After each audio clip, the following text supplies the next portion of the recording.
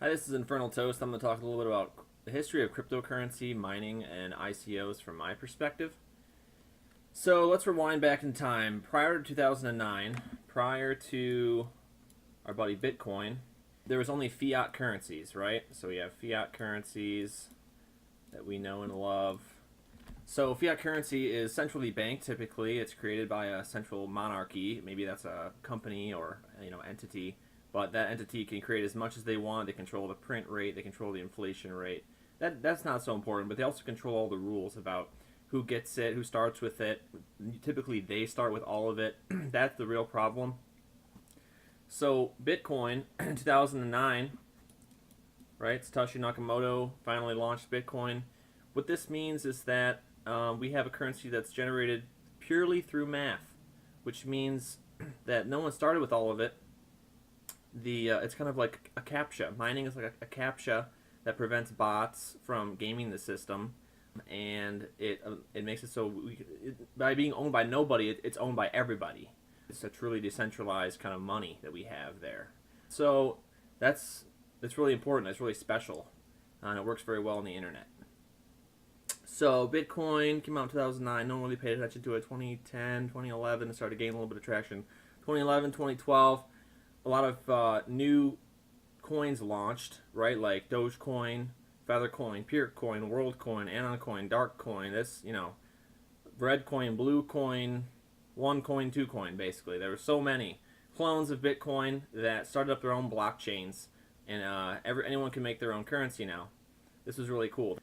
We had all these new coins, these pure mined currencies, but they couldn't talk to each other, right? So that kind of sucked. So then 2013 comes around, and we get Ethereum, right? This is amazing. So Ethereum is the whole, it's the whole kind of blockchain network. So instead of having all these separate coins that are all out, in their own realms, we could basically allow anyone to launch their own coins or tokens inside of the Ethereum network, and now they can all talk to each other. Okay, this is genius. So now it's kind of like we're alleviating this problem that we had back in 2011, 2012, and now we don't need to have some sort of cross blockchain system. Basically what they did was, what Vitalik figured out, is you could build the cross blockchain system first, and then put all the coins inside of this garden of interoperability. So that's fantastic. Now, what happened was, though, the real problem in 2015, 2016 with all of these ICOs and all these tokens, I guess everyone was in a mad dash to launch their tokens, right? So they didn't really think about how cryptocurrency actually works, maybe. If someone did, their token was delayed so much that all these other tokens that could deploy really rapidly but poorly kind of sold the limelight first, right? So what happened was we had all of these tokens launch, and the vanilla ERC20 contract makes the deployer a monarch and starts with all the tokens. This is hugely different from what happened before 2013. Before 2013, when there was a cryptocurrency, when you deployed the cryptocurrency, the deployer got no advantage. They were not a special. It's not fiat, right? That's the thing. So cryptocurrency, the difference between cryptocurrency and fiat is that cryptocurrency is decentralized. No one's the monarch. It's free and open and just pure mined, and it's all based on pure mathematics. Once all these people launched all these tokens, now let's throw that mining thing out the window, right? Everyone's like, oh, we don't need that. We don't need to be fair. We don't need to be decentralized. Let's have a bunch of monarchs and kings. Well, what you've basically done now is you have a bunch of fiat monies in Ethereum. Okay, this doesn't make any sense. We've totally gone backwards. So now there's no you can either basically have a bunch of fair coins that are not able to talk to each other, or you can have a bunch of unfair monarchy-based tokens which can talk to each other, but now there's monarchs that decide the rules. So, like, let's take any ERC20 token. Just name the ERC20 token. I'm willing to bet that all the tokens started in the hands of one person. You can read the smart contract. all the popular ERC20 tokens, every single token started in one account's hands. Then what they do? They did an airdrop or they did an ICO. Because you have to distribute them, right? If you start with all of them, you have to distribute them, or else it's just your own thing. So airdrops. Okay, so an airdrop means you register your email address or whatever, your account number, and then I'll send you 5 or whatever. The problem with that is, if there's no mining or anything, there's no sort of captcha like that, bots and people can just spam a bunch of accounts, and then even the deployer can spam a bunch of accounts into the system, and that that are secret accounts basically that no one knows is actually the deployer, and get a vast majority of the tokens. So now there's no accountability. There's no way to know whether it's actually fair or not. The deployer could secretly airdrop half the tokens to themselves by gaming their own system, which they built. Makes a lot of sense. So airdrops are completely not fair. It's not like mining. It's completely monarch based, and you have to trust the monarch, and that's not what actual cryptocurrency is about. It's not about monarchies. It's about decentralization. Okay. ICOs.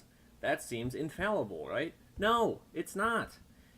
With an ICO, the king, monarch, deployer still starts with all the tokens. But then what happens is, so let's see, you have an ICO, right? So you have a store, and basically, right? And people can put in Ether. And then they get tokens out, right? Now, the problem with that is, at the end of the ICO, all the Ether is going to go into the bank account of the monarch, right? So all the Ether is going to go in the bank account of the monarch. So but the monarch knows this. So what the monarch could do is, if they have 100 Ether, they could buy 100 Ether worth of their token, okay? Get all the tokens. And then they know they're going to get that 100 Ether right back into their own wallet in whenever it ends, in like a month when the sale ends. So that means that the deployer is able to get all those tokens for free, whereas everybody else has to pay for the tokens. And there's even, in some scenarios, the deployer can recycle the ETH through for more tokens, and if they can just extract the ETH right away and take this ETH and immediately buy more. Now that's not pretty common, but it did happen with a few coins. Cough, cough. I'm sure you know what those are. Anyway, ICOs, airdrops, they're not fair. They benefit the monarch. There's no way to tell if the monarch's cheating the system or not. It's not like Bitcoin. It's not like Dogecoin or Litecoin. It's not fair. It's not pure mind. It's not decentralized. There's no accountability. It's more like fiat. It's really more like fiat system in terms of money. So what we need is a way to mine tokens on Ethereum, which means you have an Ethereum token where the smart contract owns all the tokens to begin with, not the deployer. And then people will submit proof of work, and you mine, right? Here's your little pickaxe. You mine the tokens out of the smart contract. And then it's fair for everybody. The deployer has absolutely no advantage. It's all based on pure math. There's no way to game the system. Okay? Yes, some people have more mining hardware. Yes, some people, have more money to buy more mining hardware. But that's just the way the law, the rules of the land. That's the same way, with Bitcoin and Litecoin, and that is not as bad as the ability for the monarch to just give themselves all the tokens with ICOs and airdrops. Okay, mining is the best thing we have. Is it perfect? No, but it is the best thing we have to prevent humans from giving themselves an unfair advantage for no reason, right? So EIP 918 describes how we can do pure mined ERC20 tokens. There already are some of them have pretty high hash rate, in the orders of hundreds of miners. And this is the future, because if we can basically make a bunch of cryptocurrencies on EIP 918, that means we'll have pure mined currencies, right? Like Feathercoin, WorldCoin, Darkcoin. And we'll have them that can talk to each other interoperably inside of Ethereum as ERC20 tokens or whatever other kind of token. It doesn't have to be ERC20 even. And that way we'll have the best of both worlds. We'll have interoperability between different cryptocurrencies, and we'll retain a non-monarch based kind of system, non-monarch based coins. Like Bitcoin has no monarch, Litecoin has no monarch, Dogecoin has no monarch. These are actual cryptocurrencies. All this ICO airdrop crap, This is monarchy. It's like fiat. It's really not much better. So that's just my thoughts. That's the way I saw the history. If you have any other thoughts, feel free to share.